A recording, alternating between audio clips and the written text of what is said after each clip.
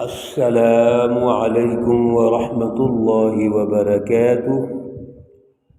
اعوذ باللہ من الشیطان الرجیم، بسم اللہ الرحمن الرحیم۔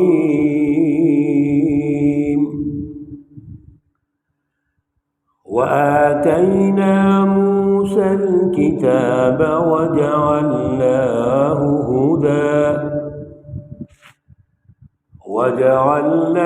هدى لبني إسرائيل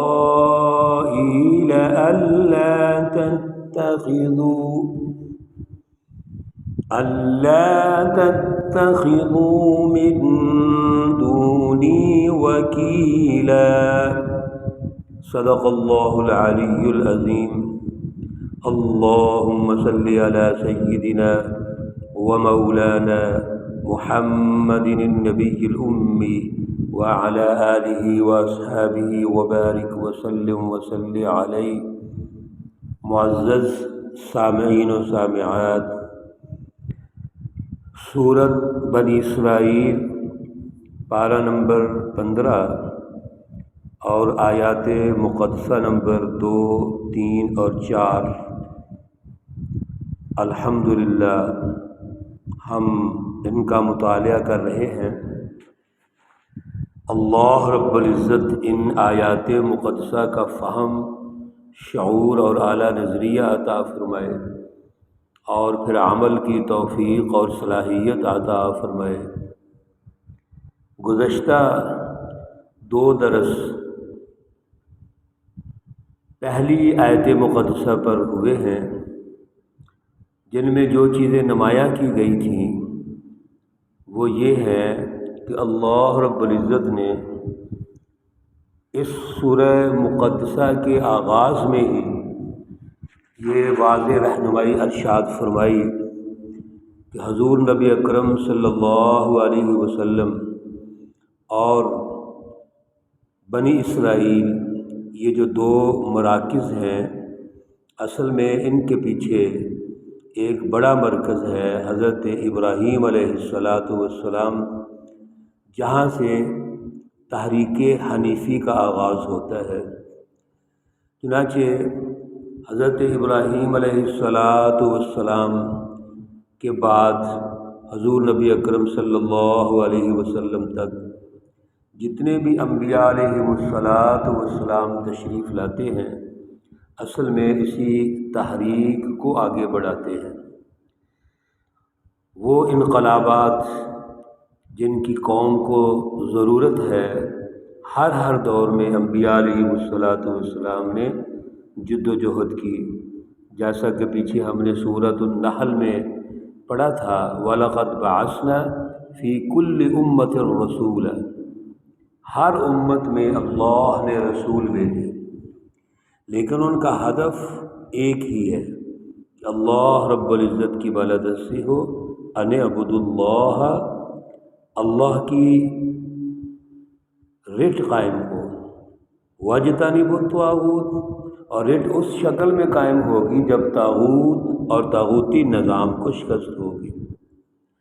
اب حضور نبی اکرم صلی اللہ علیہ وسلم آخر میں تشریف لائے تو آپ کے ساتھ اس بنی اسرائیلی تحریک کو جوڑنا ہے، کیونکہ آپ مصدق ہیں، تصدیق کرنے والے ہیں پہلی تمام تاریخ کی، تو تاریخی تسلسل کے طور پر حضور نبی اکرم صلی اللہ علیہ وسلم پہلی تمام تحریکات کے ساتھ ان کو جوڑنا، ان کی واقفیت کروانا، معلومات دینا، واقعات کے حوالے سے ان کی پہچان پیدا کرنا، یہ ضروری ہے۔ تو یہ جو واقعہ معراج شریف ہے، اور پھر مسجد حرام سے مسجد اقصی تک کا جو سفر ہے، تو اللہ نے فرمایا تھا کہ لِنُرِيَهُ مِنْ آیَاتِنَا، تو اصل میں یہ ساری جو نشانیاں ہیں ان کا جو محور اور مرکز ہے وہ ایک تاریخی تسلسل ہے۔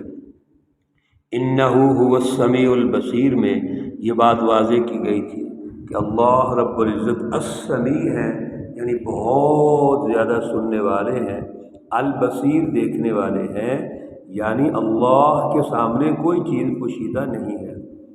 اللہ بہتر جانتے ہیں کہ اس وقت دور کے کیا تقاضے ہیں، آنے والے دور کے کیا تقاضے ہیں، اور رسول اللہ صلی اللہ علیہ وسلم کی جو جامعیت ہے کہ آپ نے الخلافت الکبریٰ، ایک بین الاقوامی انقلاب لانا ہے۔ آپ اللہ کے بین الاقوامی نبی ہیں، اور بین الاقوامیت تبھی مکمل ہوگی جب آپ پہلے انبیاء علیہ والسلام کے حالات سے واقف ہوں گے۔ تو اللہ رب العزت نے حضور نبی اکرم صلی اللہ علیہ وسلم کے ساتھ انبیاء کی جو ملاقات ہوئی تو اس میں تمام واقعات آپ کے قلب اطہر پر نمایاں ہو گئے۔ آیت مقدسہ نمبر 2 میں اللہ رب العزت نے کتاب مقدس تورات کے حوالے سے یہ ارشاد فرمایا کہ وَآتَيْنَا مُوسَى الْكِتَابَ، اور ہم نے موسیٰ علیہ السلام کو کتاب مقدس تورات دی۔ الکتاب یہ جو اس میں معرفہ ہے، یہاں سے مکمل کتاب مراد ہے۔ یہ جو زبور اور انجیل دو اللہ کی کتابیں ہیں وہ تو اس کی ذیلی کتابیں ہیں۔ اصل میں جو مکمل کتاب ہے جس کو اللہ رب العزت نے کہا وہ الکتاب تورات مقدس ہے، اور یا پھر اللہ تعالیٰ نے قرآن پاک کے لیے کہا ہے ذالک الکتاب، یہ الکتاب ہے کتاب مقدس، قرآن مجید جو مکمل رہنمائی کی کتاب ہے۔ اس لیے الکتاب تو یہاں سے مراد تورات ہے، اور وہ تورات جو الکتاب یعنی مکمل ہے ہر اعتبار سے، وَجَعَلْنَاهُ هُدًى لِبَنِي اسرائیل، ہم نے اس کتاب مقدس کو بنی اسرائیل کے لیے رہنمائی اور ہدایت کا ذریعہ بنایا۔ جس طرح ہدی للمتقین کتاب مقدس قرآن پاک کے بارے میں کہا گیا ہے، اور جہاں بھی ہدا کا لفظ آتا ہے وہاں پہ ہم نے یہ گزارش کی تھی کہ یہ وہ رہنمائی ہے جو ہر اعتبار سے مکمل ہے، یعنی اس میں کوئی جھول نہیں ہے، شک و شبہ نہیں ہے، یہ اس دور کے تقاضوں کے مطابق ہے، انسانیت کی رہنمائی ہے، بلا لحاظ رنگ و نسل مذہب خطہ، پوری انسانیت کے لیے رہنمائی ہے۔ اللہ تتخذوا من دونی وکیلا، یہ کہ آپ نہ بناؤ میرے علاوہ کوئی وکیل، نگران، دوست، کارساز۔ یہ جو فرعون ہے اس کا نظام ہے، اور اسی طرح طاغوتی طاقتیں ہیں، ان کی کوئی حیثیت نہیں ہے۔ اس لیے اللہ رب العزت کو چھوڑ کر کسی اور کو بڑا سمجھ لینا، کارساز سمجھ لینا یا آل ان آل سمجھ لینا، یہ یقیناً اسی کو شرک کہتے ہیں۔ تو اللہ رب العزت نے حضرت موسیٰ علیہ السلام اور تورات کی جو جامعیت ارشاد فرمائی ہے، اصل میں وہ حضور نبی اکرم صلی اللہ علیہ وسلم کی جامعیت کے مطابق ہے۔ حضرت الامام شاہ ولی اللہ رحمۃ اللہ علیہ فرماتے ہیں کہ حضرت موسیٰ علیہ السلام اور حضور نبی اکرم صلی اللہ علیہ وسلم میں کچھ چیزیں قدر مشترک ہیں۔ حضرت موسیٰ علیہ السلام نے بھی جماعت کی تیاری کی، اور تیاری کرنے کے بعد آپ نے جد و جہد کی، عملی میدان میں آئے۔ حضور نبی اکرم صلی اللہ علیہ وسلم نے بھی جماعت سازی کی ہے۔ باقی انبیاء علیہ والسلام کو تو یا تو وراثت میں نبوت ملی ہے، جیسا کہ داؤد علیہ والسلام کو حضرت جو طالوت ہیں ان کے ذریعے سے آدھا حصہ مملکت کا ملا، پھر سلیمان علیہ السلام داؤد علیہ والسلام کی جانشین بنتے ہیں۔ یوسف علیہ والسلام بھی جو حکمران بنے ہیں وہ جماعت سازی سے نہیں بنے، وہ سسٹم موجود تھا، اس سسٹم کا حصہ بن کے وہاں وہ غالب آ جاتے ہیں، کیونکہ اس وقت کا جو بادشاہ ہے وہ صالح طبیعت کا ہے، وہ عدل کو قائم کرنا چاہ رہا ہے، تو یوسف علیہ السلام نے اس سسٹم کو سنبھال لیا ہے۔ ذریۃ من حملنا مع نوح، آپ جو اولاد ہیں وہ حضرت نوح علیہ السلام کے ہیں، جن کو کشتی میں سوار کیا گیا۔ حضرت نوح علیہ السلام نے جب کشتی بنائی اور کشتی میں جن لوگوں کو سوار کیا، باقی تو ہر چیز تباہ ہو گئی تھی، کشتی میں جو لوگ یا جو چیزیں سوار نہیں تھیں، مخلوقات، ہر چیز تباہ ہو گئی تھی، بلکہ ان کو ملیا میٹ کر دیا گیا تھا۔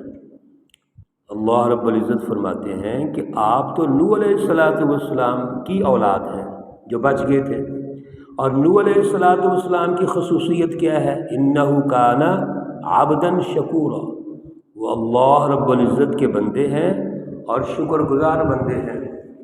تو بنی اسرائیل آپ کو بھی اللہ کا شکر گزار ہونا چاہیے، آپ کو اللہ تعالیٰ کی نعمتوں کا شکر ادا کرنا چاہیے، جس طرح نوح علیہ السلام نے کیا ہے۔ وَقَضَيْنَا إِلَىٰ بَنِي إِسْرَائِيلَ، اور ہم نے صاف صاف یہ سنا دیا، یہ فیصلہ دے دیا بنی اسرائیل کی طرف، فی الکتاب، کتاب مقدس تورات میں، دو باتیں جو بڑی اہم آ رہی ہیں، توجہ سے سننے والی ہیں۔ لَتُفْسِدُنَّ فِي الْأَرْضِ مَرَّتَيْنِ، آپ اس زمین میں 2 مرتبہ فساد کریں گے۔ وَلَتَعْلُنَّ عُلُوًّا كَبِيرًا، اور 2 دفعہ آپ بڑی سرکشی کریں گے۔ زمین میں فساد کرنے سے مراد یہ ہے، جس کو ہم فساد فی الارض کہتے ہیں، کہ اللہ کے وسائل پر قبضہ کر کے انسانوں کے حقوق چھین لیں گے، انسانوں کے پاس جو اللہ کے وسائل ہیں وہ چھین لیں گے، اور لوگوں کو غریب، محکوم اور غلام بنا لیں گے۔ اور علوًا کبیرہ سے مراد ہے سیاسی غلبہ، یعنی ناجائز اختیارات، آمریت قائم کر کے آپ اس طرح کا ظالمانہ نظام قائم کر لیں گے کہ انسانوں کو غلام بنا لیں گے۔ یہ جو 2 خرابیاں ہیں، جب بھی کسی جماعت کے اندر پیدا ہو جاتی ہیں، قوم کے اندر پیدا ہو جاتی ہیں، اور ظلم کے وہ حمایتی بن جاتے ہیں، معاشی ظلم اور سیاسی ظلم، تو وہاں پر قوموں کی تباہی آ جاتی ہے۔ اس لیے یاد رکھیے، جب بھی قومیں تباہ ہوتی ہیں تو ان دونوں نظاموں سے تباہ ہوتی ہیں، سیاسی ظلم سے اور معاشی ظلم سے۔ اور اگر کوئی قوم ترقی کرتی ہے تو ان دونوں نظاموں سے آزادی حاصل کر کے ترقی کرتی ہے۔ اگر سیاسی ظلم اور معاشی ظلم موجود ہے اور ہم ترقی کرنا چاہتے ہیں تو اس سے کمپرومائز نہیں ہوگا، اس کو ہم نے جڑ سے اکھیڑنا ہے تو پھر ترقی ہوگی، اور اگر ہم اس سے کمپرومائز کریں گے تو ہم کبھی بھی ترقی نہیں کر سکتے، کبھی بھی ہم آگے نہیں بڑھ سکتے۔ جیسا کہ دور حاضر میں بھی ہے، نظام ظلم جو سیاسی اور معاشی ہے وہ موجود اور قائم ہے، اور تبدیلی لانا چاہتے ہیں۔ یہ کیسے تبدیلی آئے گی؟ یہ تبدیلی کے نعرے ہیں جو ہر آنے والا حکمران وہ عوام کو پھسلاتا ہے، بہکاتا ہے، گمراہ کرتا ہے۔ یہ گمراہی ہے، یاد رکھیے۔